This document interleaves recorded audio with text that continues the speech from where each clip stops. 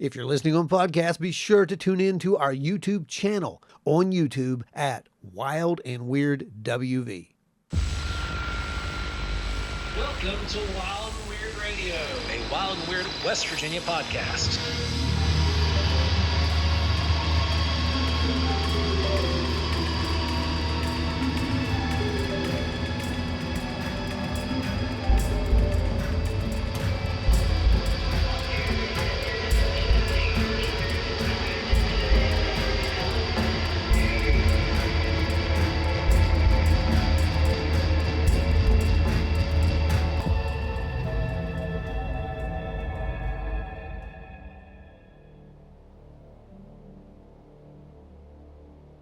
Welcome back to Wild and Weird Radio. My, oh my, it feels like we have been gone for nearly a year. That's because we have been gone for nearly a year.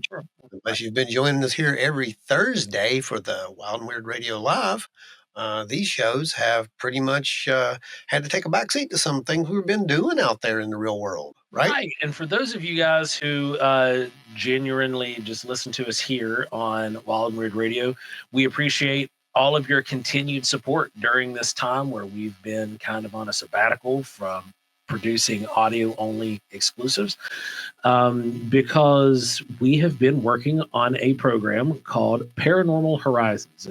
It's being distributed by Small Town Monsters. If you've not had a chance to go check it out, go look them up. It's currently streaming on YouTube. You're about 10 episodes deep at this point, and or 9 episodes deep, and you'll be able to see what we've been up to and see a little bit of where we've been while we've been gone.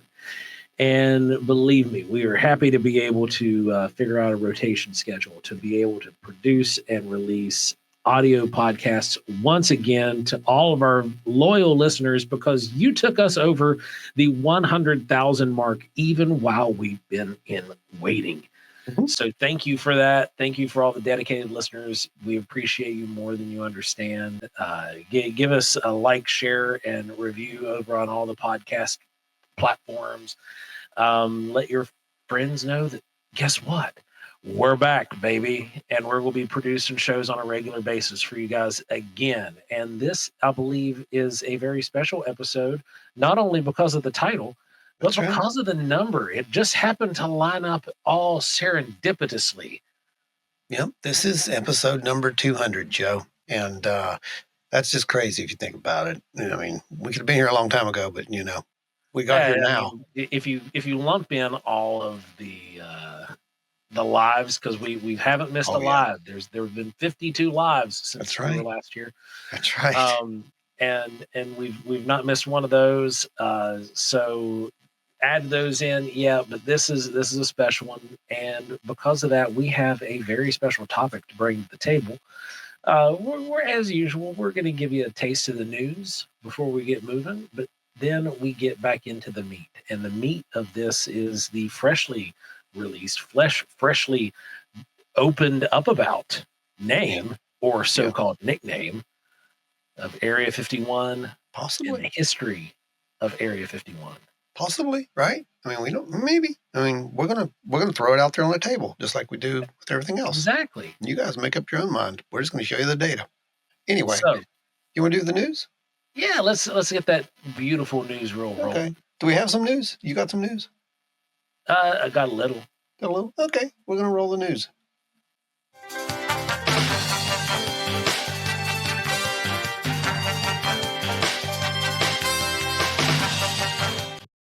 And the news begins.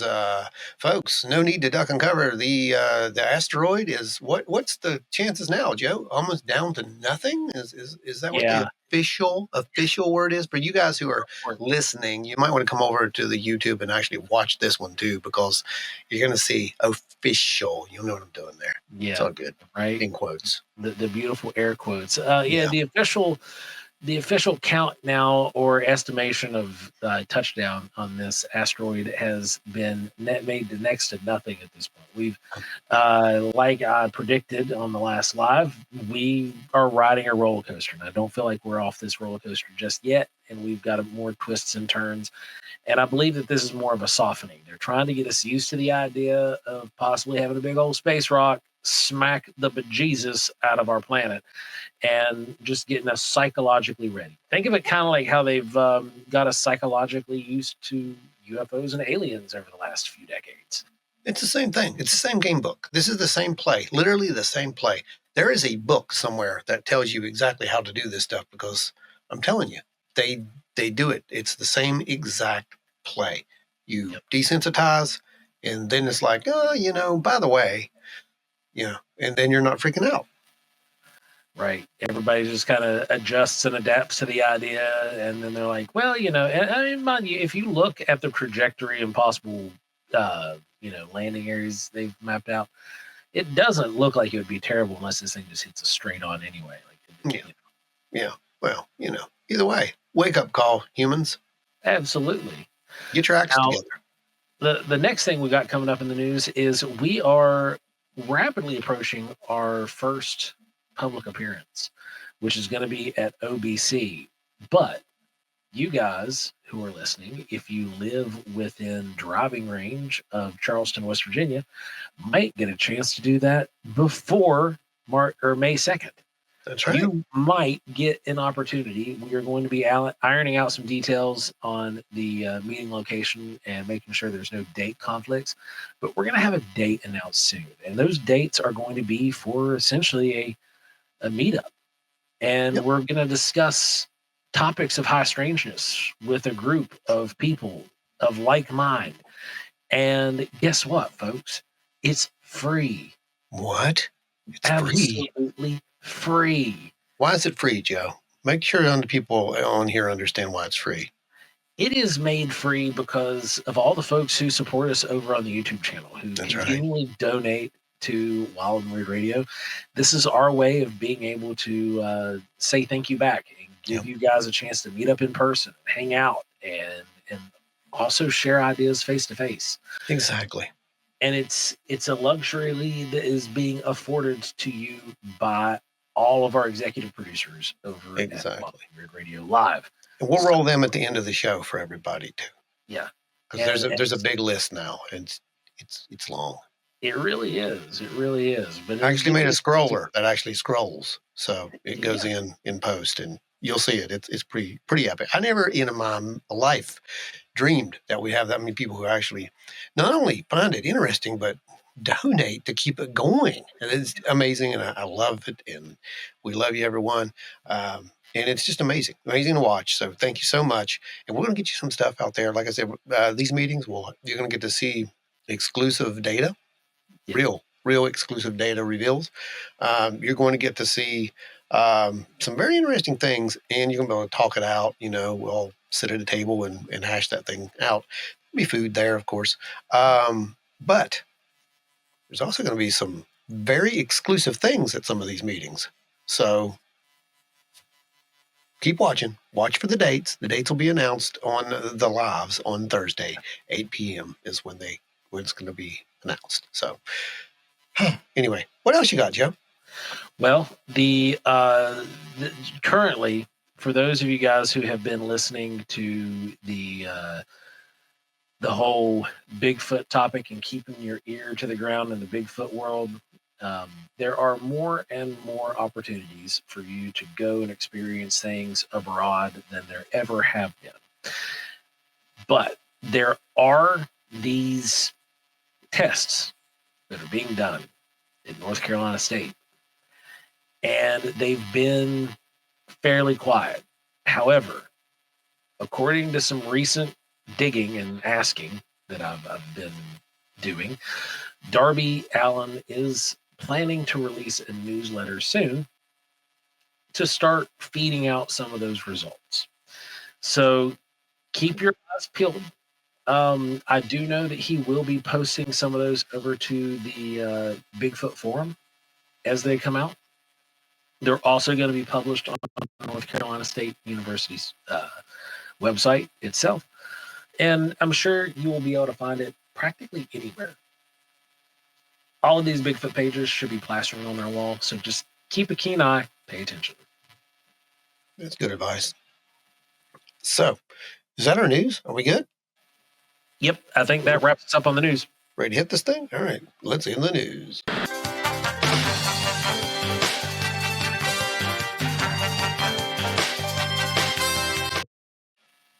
That was fun. Huh. But, you were talking about we're talking about the whole asteroid thing, right? Yeah. And a lot of people are asking about, can we nuke it? That's great. That works great in movies, but why not? I mean, apparently they did some pretty stupid things with nuclear weapons, is what I've learned, right? Yeah, we've had multiple test facilities that just willy-nilly detonated atomic weapons, nuclear weapons. Yeah. And they tried to contain it.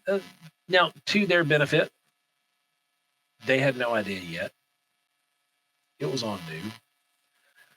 It was unexplored science at the time. And there was a lot of learning by trial and error. There really was. And, this kind of came from a really good article, an episode that NewsNation did not that long ago, last week, actually. And yeah, it was published on Monday or Tuesday of the week of February. I think it was the 17th or 18th was when it was aired. Yeah, I'll drop the link in here. You're going to want to go watch that. When we were watching this episode, though, you and me both were like, wait a minute. There's some words used. Yeah, there were some words used 3 here. minutes of this episode. Yeah, and it kind of just started putting this puzzle piece together. And we're going to talk about that puzzle piece because this the name of that episode was Betrayal, Top Secret Area 51 Veterans Dying as DOD Keeps Them Classified. That's from NewsNation. That's their headline. Yes. And we were like, wait a minute. Something just clicked. And so we're going to go to Area 51, not literally, but we're going to go to Area 51 and we're going to look at it right now, at its history, how it was, came about, the whole thing, right? Right. And then we're going to dive into what was released by the News Nation episode and why it was significant in more ways than one. Exactly. But the history of it is, the name, of course, no one really knows where that came from. They think that it was just a play on numbers, that Area 15 on the Atomic Energy Commission's numbering grid. Right. And we do have an image of that. I'll put that up right here for you guys to see. You can see where it's at. There you go. And Area 15 is right up at the top of your, up to the right there. There's a little box that says Area 15. You see it? So that's Area upper right hand corner, farthest right hand corner that you can get to, and it says Climax Stock Testing Area. Yeah. And the EPA test farm are in Area 15. Right. That's where Area 15 is. So they think some think that is literally where it was at. It's in that little grid area. Well, if you look down below that, you see all those dots? That's the Nevada test site range is what that is. And that is literally where they dropped an incredible amount. Well, they didn't drop them. They dropped them. They tested them underground. They tested them above ground. They detonated. Let's just say they detonated an enormous amount of atomic weapons. So many that they literally had these parties in Nevada where you would go and sit on roofs and watch these things. Some of the hotels actually had packages, tourist packages, to watch the glow on the horizon, the mushroom clouds. It's like something out of Fallout, dude. It's real. Right. Exactly. And to make this map make a little bit more sense, this is the AEC map for area coding. And Ron told you what those orange dots were. Now, I want you to think, yes, these are explosions. Yeah. They're not just megaton bombs. These are atomic weapons, nuclear weapons, both being tested here. What happens when those ordnance are detonated, Ron? Well, the name of this episode, that's what happens. This is fallout. That's what that is. And the fallout is a lot more than just those radioactive particles that are falling everywhere, being blown by the wind. There's a lot of fallout in, disrupting people's lives, the future, complete future civilizations that are affected by this, right? Absolutely, because the area remains contaminated. Mm-hmm. The test site is closed. There's a barbed wire fence to this day that stands. But the problem with a barbed wire fence is that it's only 10, 12 feet tall. And it's barbed wire. If I fart on the other side of that fence, you're going to smell it. Probably. If we're detonating nuclear weapons on the other side of that fence, it does not mean in the slightest that fallout is contained by a measly wire chain link fence. No, it doesn't. And, that's the thing. This stuff, it's the desert, dude. It's in the sand. Sand blows in the wind. It does. For how far? That's the whole thing. And, but why did they do it there? That's the question. That's what we really want to get to. But they needed a place to test their technologies, secret technologies. They needed Why a would place. it have been secret, Ron? Well, there was a little thing called the Cold War that was taking place, and we didn't want everybody to know exactly what we were doing. And you got to remember, guys, in this time, people weren't as paranoid of the government as they are today. Everyone thought, shh, be quiet. They're working on something, but we're not going to tell anybody. Like, there's theories that people knew what was going on in that town. Yeah. And they just kept their mouth shut because of patriotism. Not because they were threatened, but because of patriotism. They were gonna beat those commies. They were gonna take them down. It was a group effort. Oh, America, we can do it. They believed that because that's what was sold to them, and it worked.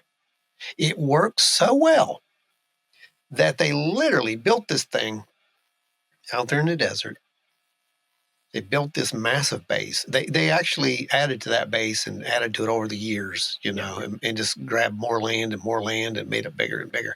It was an airspace. It was near, of course, Groom Dry Lake. It was only 100 miles, I think, at first is what, if I remember right. It was very small. It wasn't, right. It was a 100-mile perimeter. It wasn't very big. I know that. I don't remember the exact size, so don't quote me on it, but it was not very big. They liked it because it had that flat, dry lake. Now, that dry lake was a natural landing area. That's what they wanted. And they were going to test these, these vehicles out there. Not spaceships, okay? Not, at least not allegedly. More like, the U-2. Yep. Spy plane. Mm-hmm. Well, stealth aircraft, test aircraft, things that never saw the light of day because they didn't function properly. Right. The only ones we know about being worked out there. Yeah. Yeah. The only ones we know about are, like you said, there's the U-2, there's Oxcart, SR-71, and some of the, the more known things like that. But there was more going on out there, though. There was a lot more going on because you have to remember, they're building this base on the remains or close to the remains of literal devastation. Yeah. Just to the south of it, basically, from what it shows on that map. And in some of this, at the time of its construction, this land had settled fairly well from all of the testing material. Mm-hmm. So it's now in the ground, right? It's settled into the ground, and you're going and you're now breaking that ground. Stirring up the contaminants. And they didn't tell anyone. And that they got they contracted the work out. They got contractors to come in and do this. Right? So they build all this stuff. Those people were exposed to who even knows what. But, Yeah. you know, what was interesting to me is that they laid out the plans. And this is one of the quotes. On May 4th, 1955, a survey team arrived at Groom Lake and laid out a 5,000-foot north to south runway on the southwest corner of that lake bed and designated it a site for a base support facility. So technically, that's where it kind of started to become Right. a base in 55. Dude, that was only just, I mean, it was still being in the air. You were still being subjected to actual radiation at that time. They were still doing Absolutely. tests. They did tests into the Absolutely. 90s. But those tests were all underground. Right. The above ground stuff during this Mhm. work, like it was in the sand, it was in the strata. They disturbed it and turned it up, getting Yep. exposure that way. They're still, like you said, conducting high energy nuclear tests, nuclear ordnance being set off underground nearby. It was. Let's just put this out there too. When they started charting this map in 1955, you're only 8 years separated from 1947. Small town nearby. Right. And at the time, all of your stuff was getting, all your weird stuff, right? Your exotic stuff was getting sent to Wright Pat. Apparently, allegedly, a lot of these exotic materials were coming into the area, and for whatever reason, speculated that they were coming down because of the nuclear tests, and that some of the radiation might have interfered with things, causing them to drop. That's one of the theories. So why not build a facility there where you don't have to cart things from one end of the country to the other, literally, and you can just compartmentalize? Because compartmentalization is one of the key aspects of the military. Oh, yeah, absolutely. Because if I'm working on, a part of this project that I will never understand, anything beyond, that this is just one simple part of this project. I don't know how it relates to the next part. And then the next guy doesn't know how that part relates to the next part and doesn't even know that there is other parts. Well, this, right. And this little strip, the name of it, the way it was originally designated, Paradise Ranch. Paradise Ranch. They wanted a name that would entice people. Well, yeah. To come live in the desert. That's right. Because it's fun out here in the desert. Because so, in case you guys didn't know, one of the reasons Paradise Ranch, right? When you go in and you enlist in the military, you're given a wish list, and it is a list of bases that have openings in the specific career field that you are trained in, and you get a top 5 checklist. And you number the ones that you are most interested in, 1 through 5. So you go and you find your 1 through 5, and you make your selection. And then there's names. They're not all these, boring names. There's certain ones that have certain areas that have nicknames. Fort Leonard Wood, Missouri. We referred to it as Fort Lost in the Woods. Those kind of nicknames came around for a reason, right? Why not Minot? That was the thing from Minot, North Dakota, out in the middle of nowhere, where it is absolutely colder than all get out. But it was, why not Minot? Paradise Ranch. Mm-hmm. It's got a catchy nickname. People would see that on their re-enlistment paperwork and be like, oh, heck yeah, Paradise Ranch, that sounds great. I'm going to go out to Nevada, be close to another really, really cool area nearby called Las Vegas. Mm-hmm. On the weekends, I'm going to go party, baby. Yep, exactly. Yes. No, it's true. Yeah, dude, it's 100% true. And it sold it. It sold that position to a lot of these guys. They went in there and they went to work. And eventually, I think it came down to prestige as well. After it was just called the ranch, or, it became a matter of prestige because you're working at this place that you can't talk about. You know exactly where you're at. And let's be real. The only people that really got the offer for Paradise Ranch were people that had like really, really high security clearances, extremely well trusted. Oh, It yeah. wasn't showing up on everybody's wish list. Mm-mm. No, absolutely not. And you could say that it was probably, and again, speculation, but I would say that it was probably one of those matters of just kind of feeling it out. If somebody showed a certain aptitude for this or that, you go after them. It's like, okay, yeah, we could use you in this project. Okay, well, we're not going to tell you where it's at, but you just go to the airport and get on this plane, and then we're going to put you on this bus. You'll probably be blindfolded, but we're going to put you on this bus with blacked out windows and drive you out in the middle of the desert. You'll never know where you're at. It's perfectly Oh safe, yeah, though. It's all good. It's okay. It's just really top secret, and you're doing this for the betterment of the country. patriotism. Patriotism. Yeah, and they did.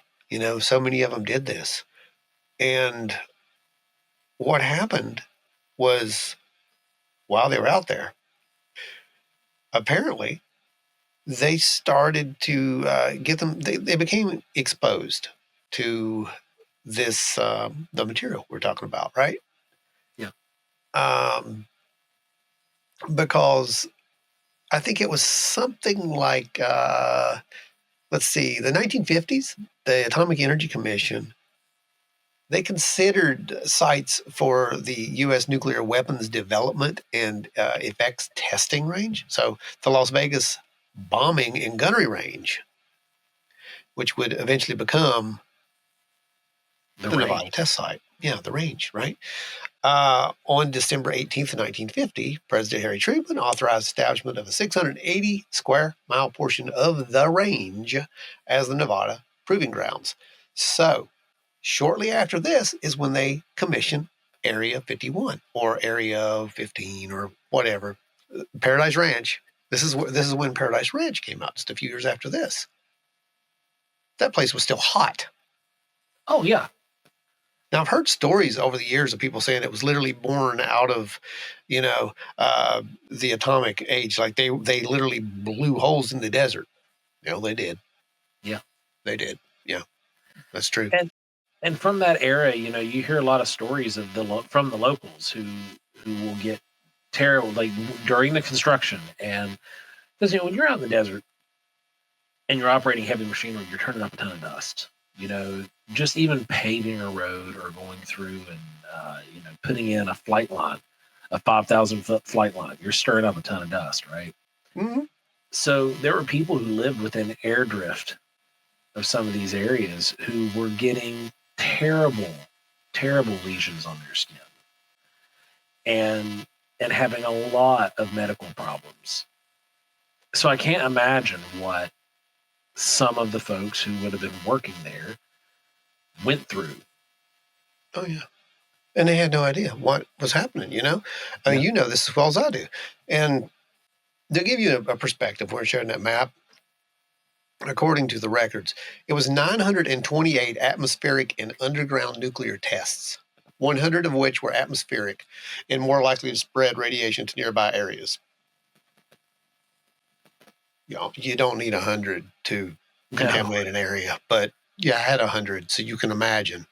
It absolutely boggles the mind at some of the radiation that was released during some of these tests. But it kind of started to come out in 1994 when 5 unnamed civilian contractors, there's the civilian contractors, that's important, by the way, and the widows of the contractors, they sued for the Air Force. They were trying to, get the Environmental Protection Agency to come forward and kind of said, look, it made us sick. Yep. They alleged that they had been present when large quantities of the unknown chemicals had been burned in open pits at the trenches at Groom. And now I'm gonna You gonna talk talk about about the you gonna talk burning about of the burn pits? Yeah, like, because Yeah, I have a lot of friends, Yeah. who are currently this has been the US government and the Yep. military's MO for generations. This Burn. happened during the Gulf War. We had a freaking Iraqi freedom. Right. Like, Exactly. I've got friends that Yep. are coming back, and they've now got COPD, Yep. and it's from standing around the burn pits. Yep. And this is not unusual. It wasn't unusual that they were throwing anything unknown, anything unusual. Does it burn? Yes, burn pit. Yeah. If that's the only way to get rid of it, burn pit. And that's what they do. And it's only recently that burn pits have been cracked down on because of all of the FOIA requests, all of the review, all of the things that have come out, and all of the pressure from the VA that has come out of this, that they've started to eliminate some of these burn pits and what can and can't be burned. So it's not. This wasn't just an exclusive to Groom Lake or No. This is something that has been done literally since war. Yeah. Since war began. No, you're right. And what this did in '94 was it shone a spotlight in that area. It's like, we need to address this, but they didn't address this. They didn't address it at all, because the government pretty much invoked the state secret privileges and petitioned the U.S. District Judge to disallow the disclosure of the classified documentation. And what's even crazier is, even though the government invoked this, Rutgers University came forward and produced documentation showing extremely high levels of dioxin, benzofurane, trichlorobenthenate, trichlorobenthene in the body fat, the adipose tissue of the deceased victims. These were biopsies of cadavers, and these are chemicals that were stored in the adipose tissue. And if that's what's in the adipose tissue, imagine it's circulating through your entire body. It's going through your liver. You're destroying your liver, your kidneys, all of your filtration organs are getting clogged with this stuff. And then you've got the government that's going to come back, because I'm with the government. I'm here to help. They're here. They're going to shut down everything. And like Ron said, invoke the state secrets privilege. Yep. And that's exactly what they did. They even went so far as to reject the government's argument. So President Bill Clinton at the time issued a presidential determination exempting what it called the Air Force's operating location near Groom Lake, Nevada. That's in quotes. That's an exemption. That place was an exemption. Why was that an exemption, Joe? Well, for one, there's more than one operating location near the Groom Lake area. Mm-hmm. Two, right there, you have the area of the test site. You're saying, well, if you went there and worked, you knew it was a test site. Yep. But they said there was lack of evidence. That's why they officially dismissed this case. Lack of evidence, Joe. There was lack of evidence. So frustrating. Oh, it's really unbelievable. It really is. First of all, Area 51 didn't exist, and then it did exist, and then people started coming forward from it saying, look, we've been there, we're getting sick. No one cares. No one cared at all. No, you volunteered for that, And it was even ran through the Ninth Circuit for an appeal, on grounds that the government was abusing its power to classify material. Then Secretary of the Air Force, Sheila E. Wendell, filled a brief which stated that disclosures of the materials presented in the air and water near Groom can reveal military operational capabilities or the nature and scope of classified operations. The Ninth Circuit rejected the appeal, and the U.S. Supreme Court refused to hear it, putting an end to the complainant's case. Yeah, just like that. It sickens me. Just like that. So that is just par for the course when you're dealing with extremely classified materials, when you're dealing with test weapons, test aircraft, anything of that nature. Yeah. Like there were things, there was a lot, like I worked on stuff. I was a fabricator, right? And I worked on certain things that I had to sign acknowledgments for, knowing that I was being exposed to, and like, that's how, in current day, the Fed gets around these things and the military gets around them. Is like, oh, well, if you want to do these and this is for your job, you've got to sign here and agree that Sign a you're waiver. work on it. Well, what if happens if I don't sign it? Yeah. Well, we'll cross train you. I.e., you're gonna lose your job. We're gonna have to put you somewhere else. Mm-hmm. You just sign a waiver. You sign away your rights, basically. All these chemicals, anything you went and had to work on, if it was something new, guess what? You got to go sign it. But before that, they didn't. Right, they didn't. There was no signing. There was no disclosure. They were never told, what was happening. And according to this, recent complaint, that's 400 people so far who are dead because of that exposure that took place. And those are just the ones that complained. And that's just the ones that complained. The men and women, he said, they served on the secretive range in the Nevada desert that encompassed what? A secretive range. A what? What? A range? Range. Huh. In Nevada desert that encompasses Area 51.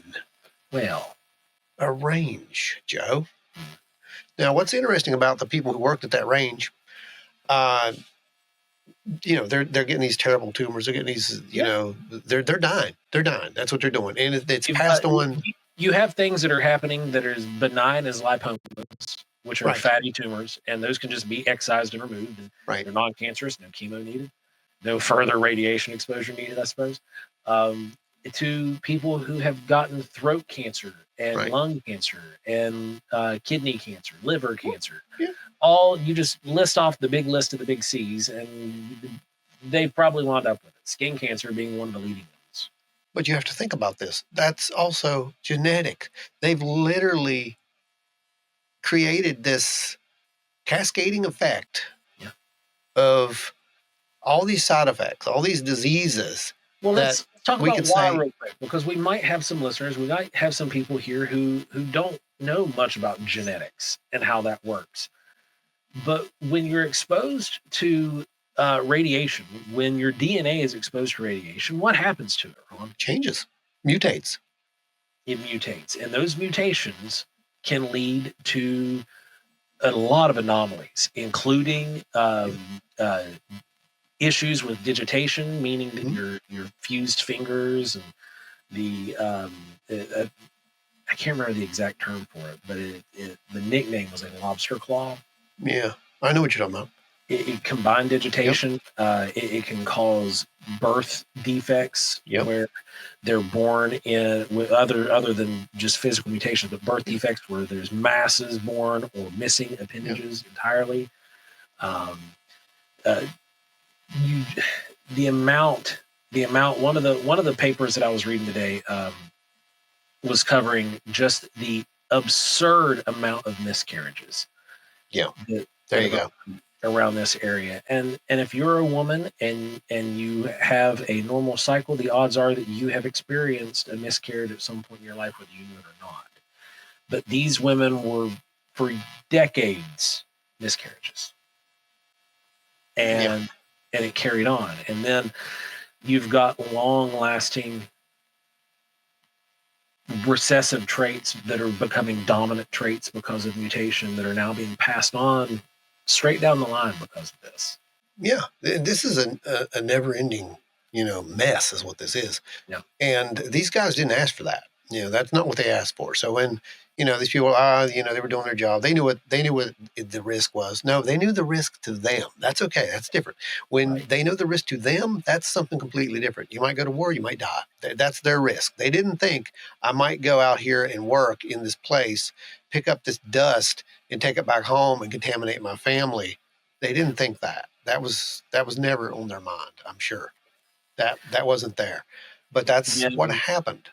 the one time that I had roommates, whenever I was working in and doing what I was doing, all of my clothes, my BDUs, and my work uniforms, all of it was washed in a separate washer and dryer, Mhm. and it was in a tool shed outside because I knew what I was coming home with on my clothes, Mhm.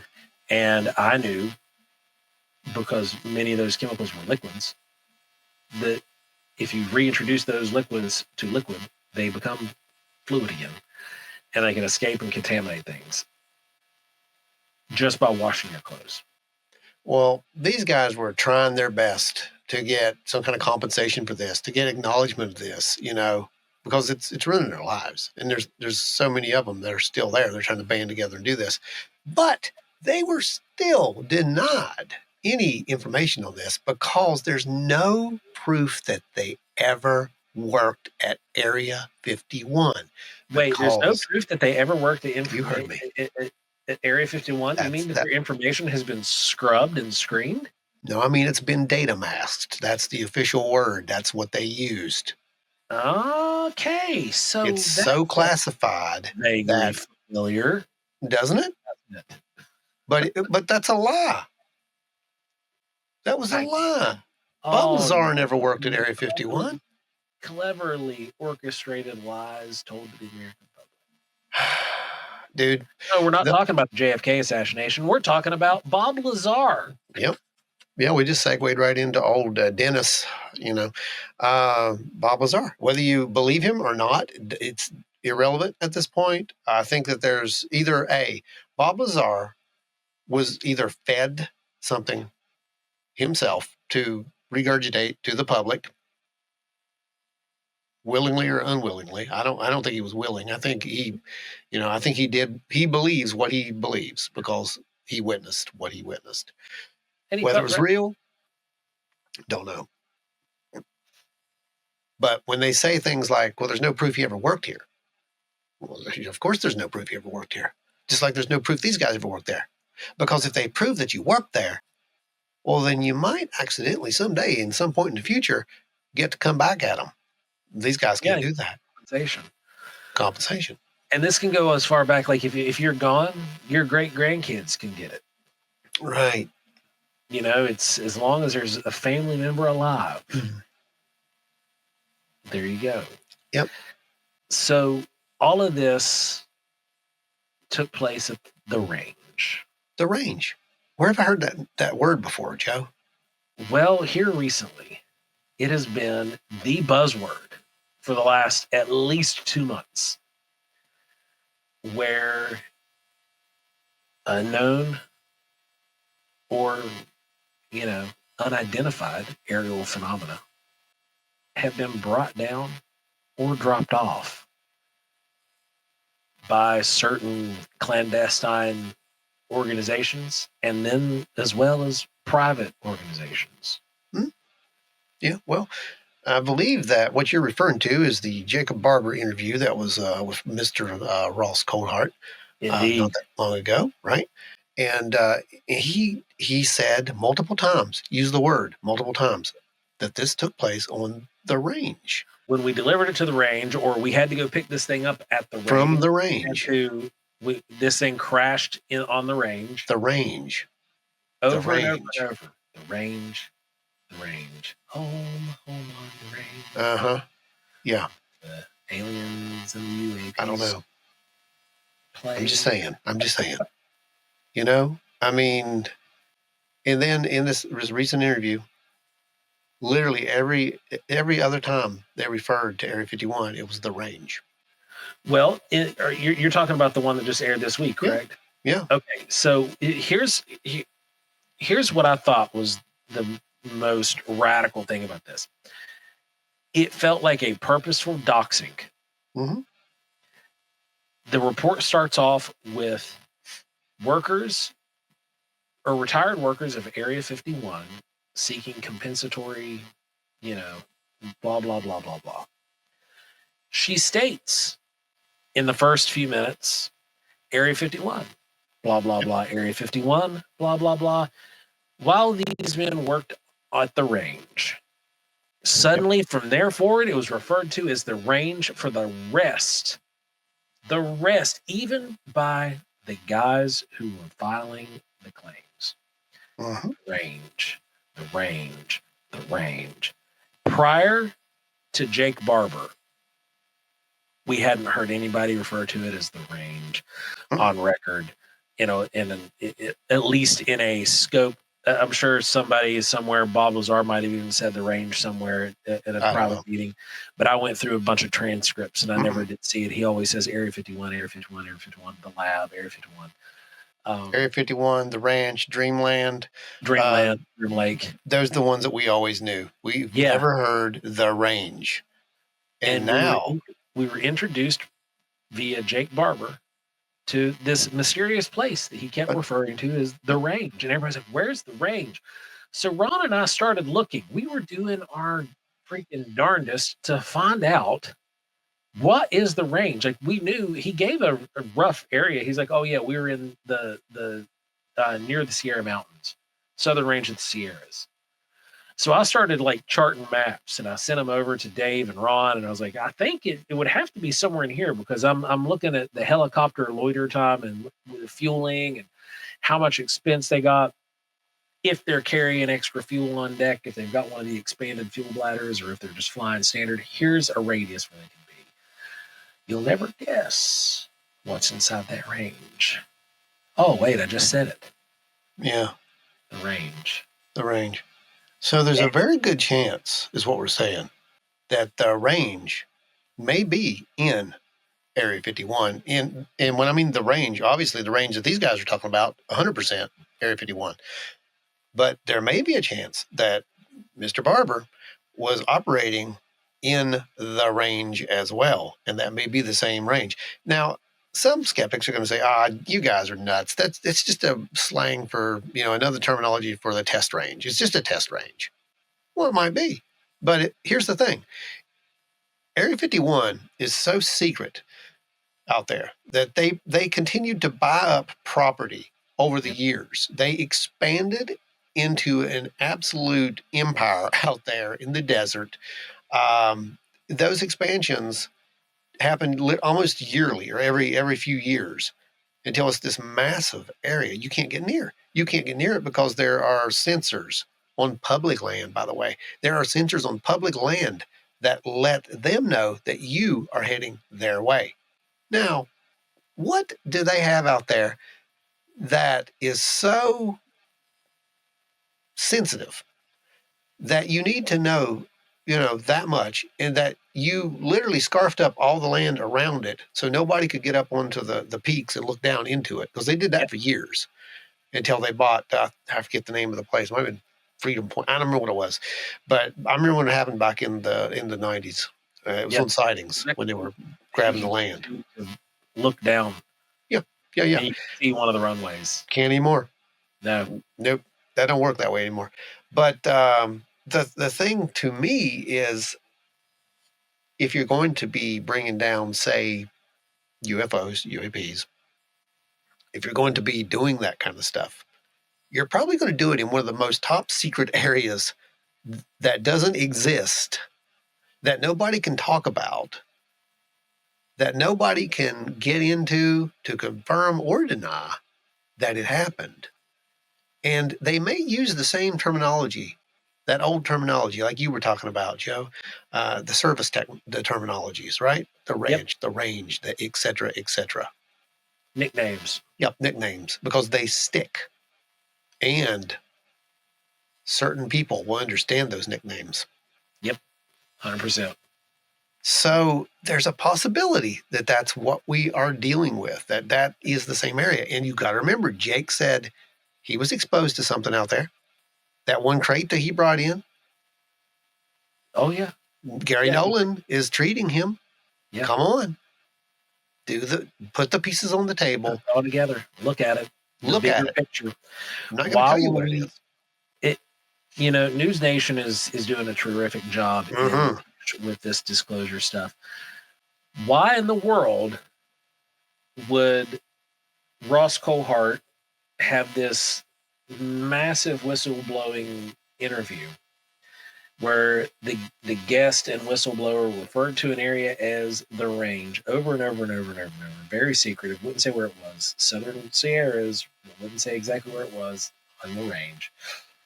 Then this episode, just a month later, starts out with Area 51, Area 51, Area 51. What could these men have found themselves into on the range? Yeah. Then from that point forward in the episode, it's always the range, the range, the range.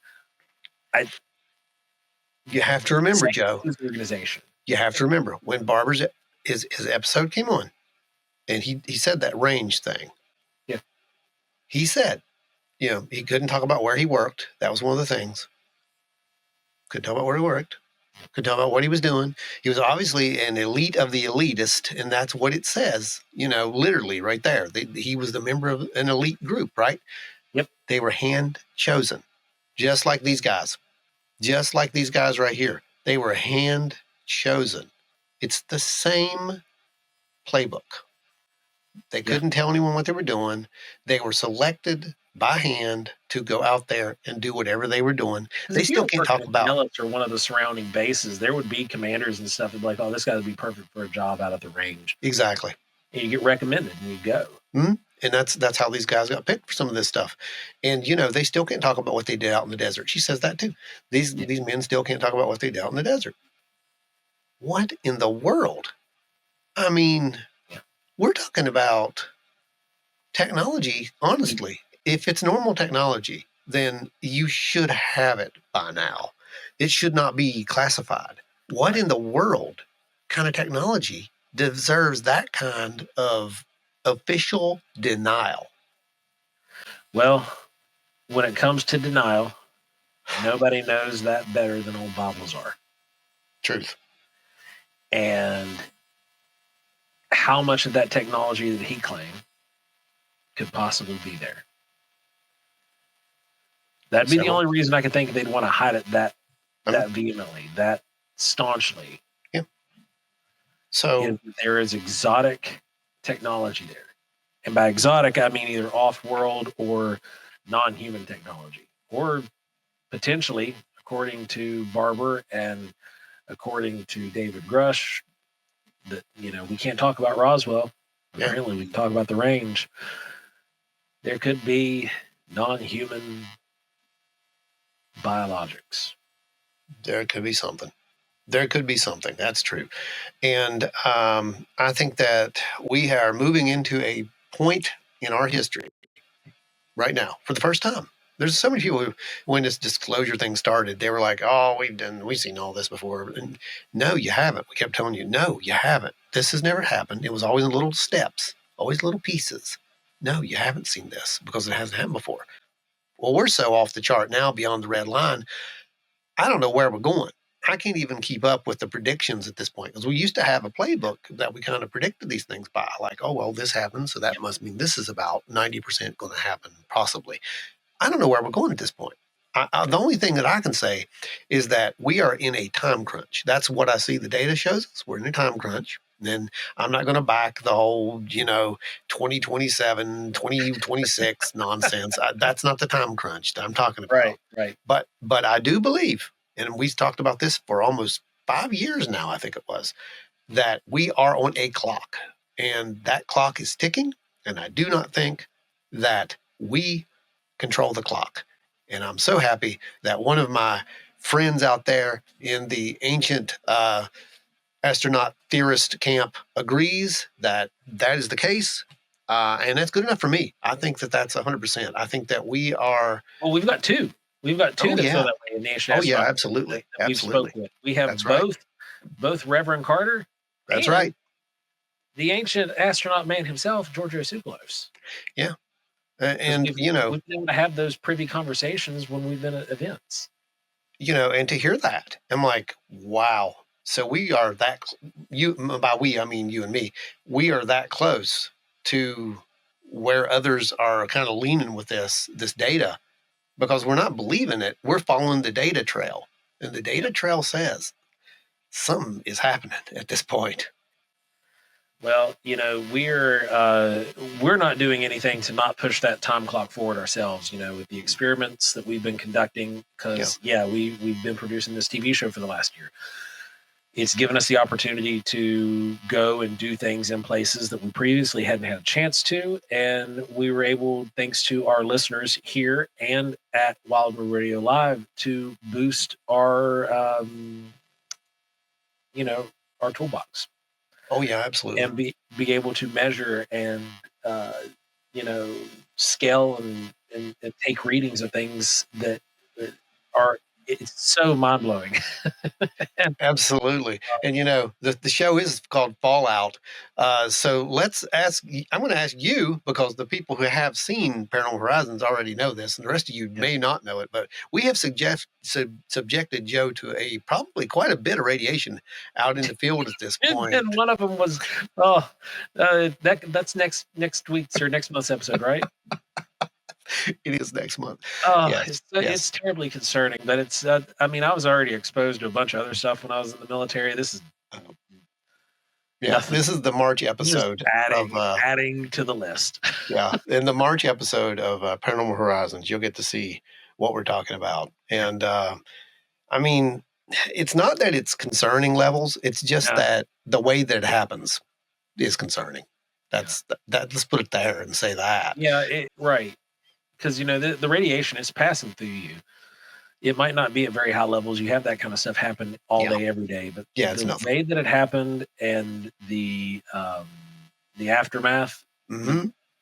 Aftermath. I haven't had anything happen. Yeah. Like physically to me or that I'm aware of. But the... he glows in the dark now. Don't worry. Yeah, right. We haven't seen anything detrimental. Say that. Yeah. But what we saw was concerning, and what was discovered was concerning, because this wasn't something that we experienced while we were in real time. This is something that was discovered later. Right. So you guys will have to check that out. That is the March episode. It'll be coming out here in about 2 weeks. Mm-hmm. Yep, it's the follow-up to episode 8, which was the Mothman one that we did. Had the legendaries on there, Mr. Jeff Wamsley, and Andrew. Andrew was on there. Andrew Smith from the Flatwoods Museum was on there. And Linda, she was on there. And, of course, Roni. Roni Wheeler, the first boots on ground at the first Mothman hunter right there. Right, the very first Mothman hunter right there. Yeah. Man, he's such a cool cat. I like Yes, absolutely. It was amazing. And just synchronicities. We talked about this in the live of just meeting him and then him, saying, well, I'm interested in that kind of stuff. And I'm like, really? You want to see some stuff? And we, had the PC there, and we pulled it up and showed him the thermal videos we've been getting, and he was just talking about Skinwalker Ranch and all the stuff they do out there. He's like, I love that show. I love what they've been doing out there and their equipment they use. And Could you imagine? Could you imagine if somebody took that out there to the TNT area? And I looked at you. Said, exact words. And I looked at Ron. They had a big crap-eating grin on my face, and Ron was looking at me with the same face. And I looked at Roni and I said, well, Roni, you want to go out and use it? I said, we have it all at home. we were doing interviews today, so we didn't tag it along, but we can get up here and we can take you out, man. And he did. And he did. He did. He joined us out there, and it was just it's just amazing. Just wait, guys. Can't wait till you see this one. It's going to be a great one. It's such an epic episode. Yeah, it's a good one. For so many reasons. We are moving into an era, though. Honestly, we got a little sidetracked there, but that's okay. As far as it goes, we are moving into an era of data. And there's a lot of data. And the data is pointing in directions, like I said. There is no disclosure coming, by the way. It's here. I just want to put that on the record to let everybody understand what the data says. Disclosure has happened. This is after.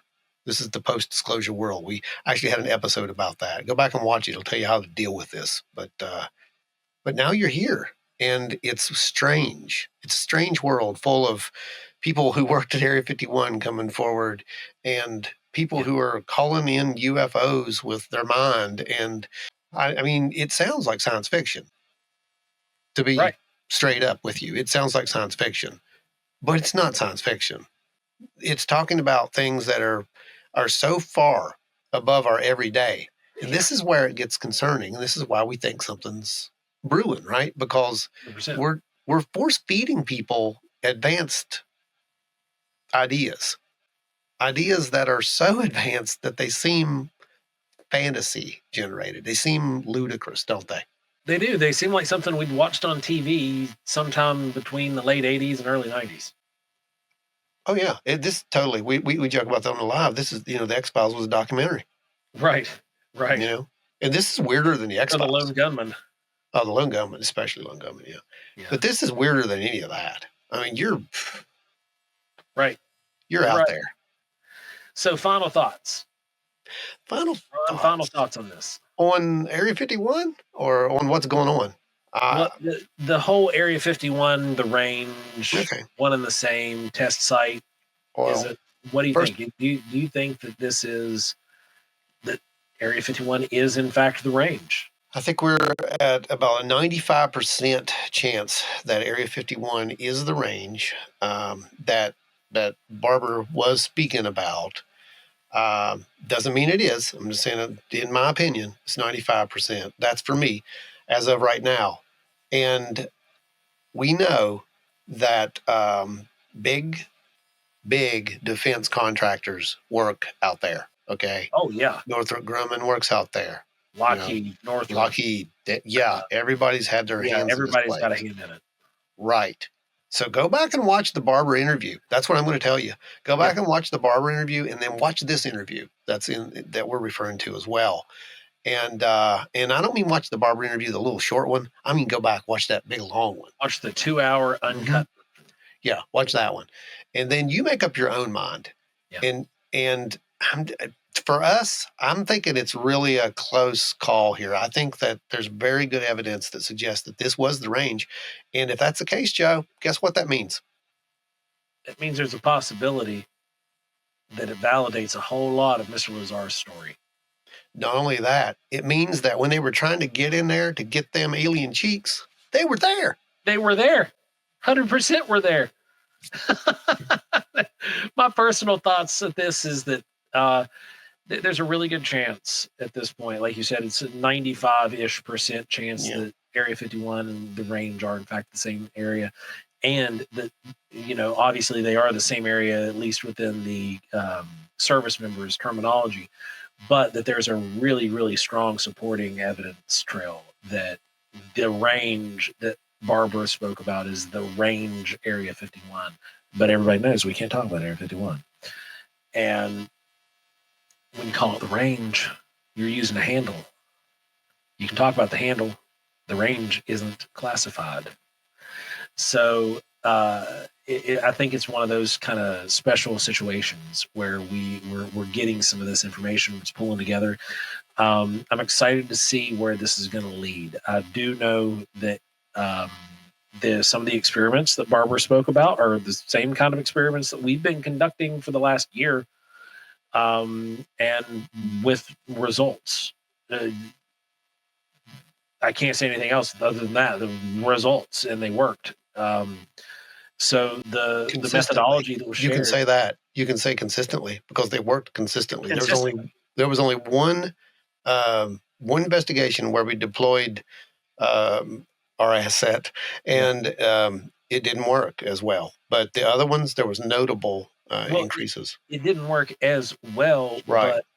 But we still had how much thermal footage? True, that's true. I forgot about that. The other things that we collected. That is true. Just atmospherics weren't great. No, for visual spectrum stuff. So it still worked. It just wasn't as fireworksy as it had been. So yeah, fireworksy is the right word. I think that's a new terminology that we'll use when it comes to that episode. That's what we're using now. That episode will actually be, April, right? April. In April, you'll get to see that one, or you can, watch it on this channel. We did release some of the video here already in the extras. So, because it was so good of a story, we had to, Stan Gordon came on and, with Very, us it on was that one. very, very fun stuff. It was a good story. So, Question with you though, before we yeah. end this, what do you think? This is just a follow up, as far as the Area 51 thing goes. What do you think's going to happen now with this disclosure group in Task Force. Washington, the task force? Yeah, do you think that we're going to get Area 51 on that docket, or do you think it's too off limits? What's your feel on that? Well, they've already said it out loud. So, like, as off limits as I think that it has been made in the past, I think that they're going to fight for it. That's just my personal take. Mm-hmm. Just because this group of elected officials are really upset that they haven't been told everything. It's not so much that lies and secrets are being kept from the American people. It's that they didn't know and they're mad about it. And so they're going to make it everybody's problem.